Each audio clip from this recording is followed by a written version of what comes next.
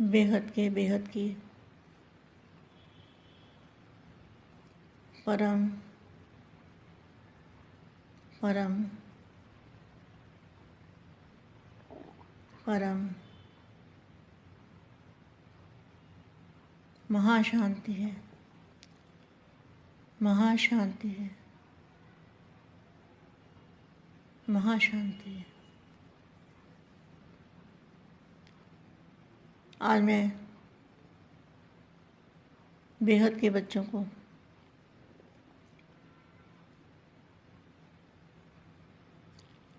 कुछ समझाती हूँ, कुछ सुनाती हूँ, कुछ रियलाइज़ कराती हूँ। रियलाइज़ तो करते होंगे बच्चे, मगर मेरी ड्यूटी है कि रोज़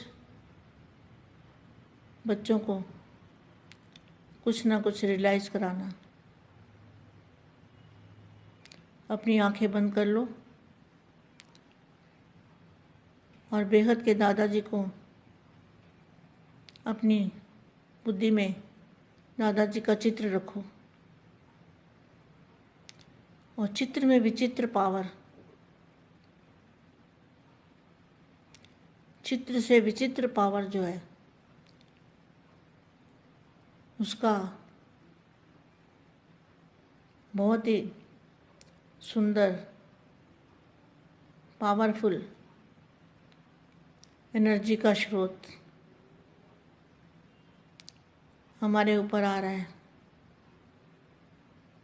ऐसा महसूस करो कि बेहद के दादाजी के मस्तक से जो लाइट और माइट की किरणें निकलकर हमारे ऊपर आ रही हैं और बहुत ही सुंदर दृश्य लग रहा है और बहुत ही अच्छा अनुभव हो रहा है।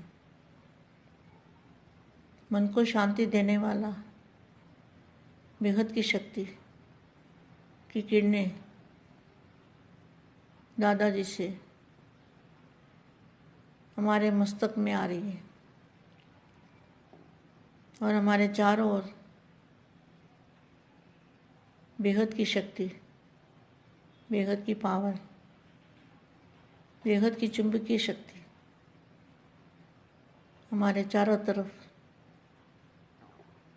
फैलती जा रही है। एक से अनेक किरणें बनती जा रही है और सारे विश्व में वायुमंडल को परिवर्तन करने के निमित्त बनते हैं। ऐसे पावरफुल जो बेहद के बच्चों को बाप की याद में रह के बार बार घंटे में, 2 घंटे में, कभी भी, दिन में, रात में, कभी भी ऐसा अनुभव करना है कि सारा वायुमंडल शांत हो रहा है। नेगेटिविटी बिल्कुल ख़त्म हो गई है वायुमंडल के अंदर। नेगेटिविटी का नाम ही निशान भी ख़त्म हो गया है। जिस तरह से पानी आग को बुझा देता है, कितनी भी आग हो, अगर बारिश आ जाए तो आग बुझ जाती है। इसी तरह से बेहद की पावर, बेहद के दादाजी की शक्ति, उससे सारा वायुमंडल, पूरे विश्व का वायुमंडल, पूरे मल्टीवर्स का वायुमंडल बेहद के दादाजी की शक्ति से परिवर्तन हो सकता है। और बेहद के परम शांति के संकल्प, वो भी अपनी बुद्धि से, संकल्पों से बेहद के परम शांति के वाइब्रेशन डालने हैं। जो कुछ होना है योग बल से होना है। योग बल से विजय प्राप्त होगी।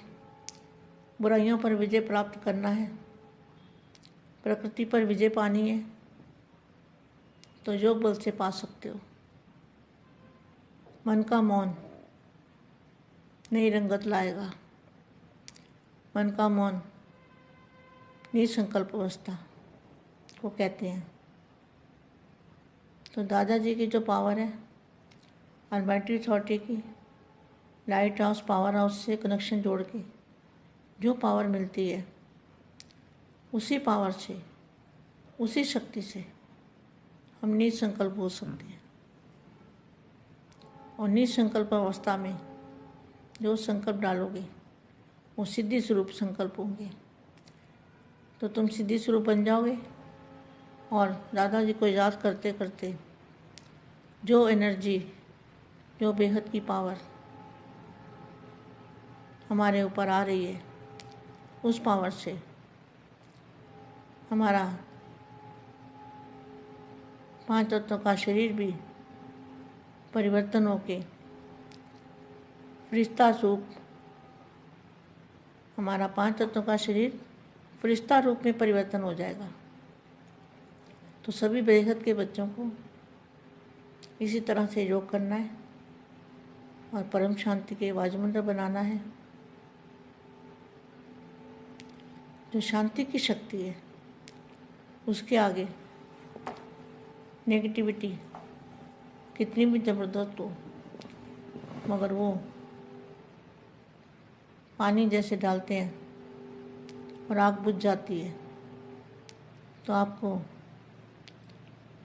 बेहद की चुंबकीय शक्ति की वर्षा करनी है। सभी बेहद के बच्चों को बेहद के दादाजी से, महाशांति के सागर से लाइट लेके और अपने इसी 5 तत्वों के शरीर के द्वारा चारों ओर परम प्रकाश की लाइट फैलानी है। इसी ज्ञान वर्षा से, बेहद की शक्तियों की वर्षा से वायुमंडल परिवर्तन होगा और विश्व में शांति का झंडा लहराया जाएगा और बेहद के बच्चों की विजय होगी।